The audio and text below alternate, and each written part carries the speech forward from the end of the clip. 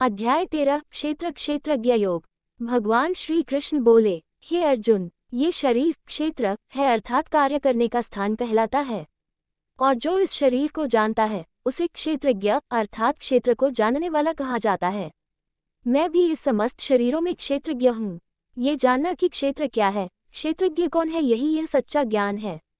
अब मैं तुझे बताता हूँ कि यह क्षेत्र क्या है, इसमें क्या क्या परिवर्तन होते हैं, इसके गुण क्या हैं और कौन कौन इसका अनुभव करता है। यह क्षेत्र पंचमहाभूतों पृथ्वी, जल, अग्नि, वायु, आकाश तथा अहंकार, बुद्धि, अव्यक्त प्रकृति, इंद्रियां, मन, इंद्रियों के विषय, इच्छा, द्वेष, सुख दुख, शरीर का संघात, चेतना और धृति से बना हुआ है। ये सब क्षेत्र में विद्यमान है और इसी के आधार पर कर्म होता है। आप जान ले कि सच्चा ज्ञान क्या है। विनम्रता, अहंकार का अभाव, अहिंसा, क्षमा, सच्चाई, गुरु की सेवा, आत्मसंयम, वैराग्य, जन्म मरण जीवन व्याधियों के दुखों का विवेक से चिंतन, आसक्ति और पुत्रादि के मोह का त्याग, सुख दुख में समता, मुझमें अनन्य भक्ति, एकांतवास, सांसारिकता से विरक्ति, आत्मचिंतन, तत्व ज्ञान की खोज और परमात्मा के सत्य दर्शन की आकांक्षा, ये सब ज्ञान कहलाते हैं और इनके विपरीत अज्ञान है। अब मैं तुझे परम ब्रह्म के बारे में बताता हूँ, जिसे जानकर अमरता प्राप्त होती है। वह ब्रह्म अनादि है, न तो अस्तित्व में आता है और न ही विनष्ट होता है। वह सर्वत्र फैला है, अविभाज्य है, परंतु प्रत्येक जीव में स्थित होकर विभाजन का अनुभव कराता है। वह इंद्रियों से परे है, परंतु सबका धारक है। वह गुणों से रहित है, परंतु गुणों का भी आधार वही है। वह बाहर और भीतर दोनों में स्थित है। वह चर और अचर दोनों में है। वह अत्यंत सूक्ष्म है और बुद्धि से ज्ञेय नहीं है। वह अत्यंत समीप भी है और अत्यंत दूर भी। वह सब प्राणियों के भीतर समभाव से स्थित है। वह न तो जन्म लेता है न मरता है। वह सब कुछ देखता है, सब कुछ जानता है, परंतु स्वयं निष्क्रिय रहता है। जो व्यक्ति इस परम ब्रह्म को और क्षेत्र तथा क्षेत्रज्ञ को समझता है वह सच्चा ज्ञानी होता है। अब तू ये भी जान ले कि प्रकृति और पुरुष अर्थात आत्मा का क्या भेद है। प्रकृति ही सब कार्य कारणों की जड़ है। पुरुष सुख दुख का भोगता है। जब आत्मा प्रकृति में आसक्त होता है तब वह जन्म और कर्म के बंधन में बंधता है।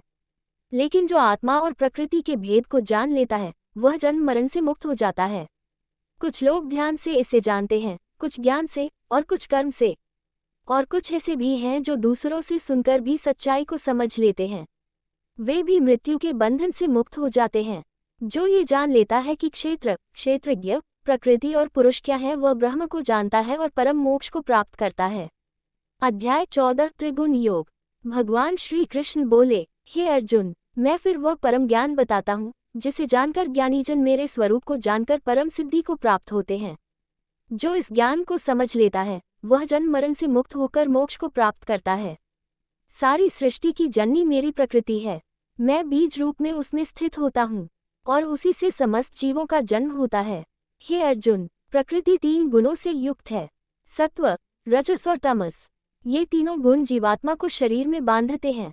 सत्व गुण शुद्ध, प्रकाश देने वाला, निर्मल है। ये ज्ञान और सुख देता है, लेकिन ये भी व्यक्ति को सुख और ज्ञान की आसक्ति में बांध देता है। रजोगुण इच्छा, स्पर्धा और क्रिया से उत्पन्न होता है। ये व्यक्ति को कर्म और फलों की चाहत में बांधता है। तमोगुण अज्ञान से उत्पन्न होता है। यह आलस्य, प्रमाद और मोह में बांधता है।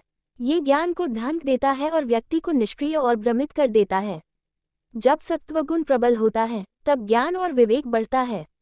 जब रजोगुण प्रबल होता है तब लोभ, चिंता और क्रियाशीलता बढ़ती है। जब तमोगुण बढ़ता है तब अज्ञान, आलस्य और मोह बढ़ते हैं। जो मृत्यु के समय सत्वगुण में स्थित होता है वह उच्च लोकों को प्राप्त होता है। रजोगुण में मृत्यु लेने वाला पुनः कर्मशील जीवन को प्राप्त करता है। तमोगुण में मरने वाला निम्न योनि को प्राप्त करता है। सत्वगुण से ज्ञान उत्पन्न होता है। रजोगुण से लोभ और कर्म का बंधन होता है और तमोगुण से मूर्ता और आलस्य की प्रवृत्ति होती है। जो व्यक्ति इन तीनों गुणों से ऊपर उठ जाता है वह जन्म और मृत्यु के चक्र से मुक्त हो जाता है और परम शांति को प्राप्त करता है। अर्जुन ने पूछा, हे प्रभु, जो व्यक्ति तीनों गुणों से परे होता है उसकी पहचान क्या है और वह कैसा व्यवहार करता है। भगवान श्री कृष्ण ने उत्तर दिया, जो व्यक्ति इन गुणों से प्रभावित नहीं होता, जो सत्व, रजस और तमस के कार्यों को देखता तो है पर उनमें लिप्त नहीं होता, वह गुणातीत अर्थात गुणों से परे कहलाता है। जो सुख दुख, मान अपमान, शत्रु मित्र, लाभ हानि, स्तुति निंदा में सम रहता है, वह स्थितप्रज्ञ और मुक्त आत्मा होता है, जो बाहरी आसक्ति छोड़ देता है और केवल आत्मा में स्थित होकर परमात्मा की भक्ति करता है। वह इन गुणों को पार कर लेता है और ब्रह्म को प्राप्त करता है। जो ब्रह्म को प्राप्त करता है वह न जन्मता है, न मरता है, न शोक करता है। वह सबके प्रति सम रहता है और मुझ में स्थित होता है।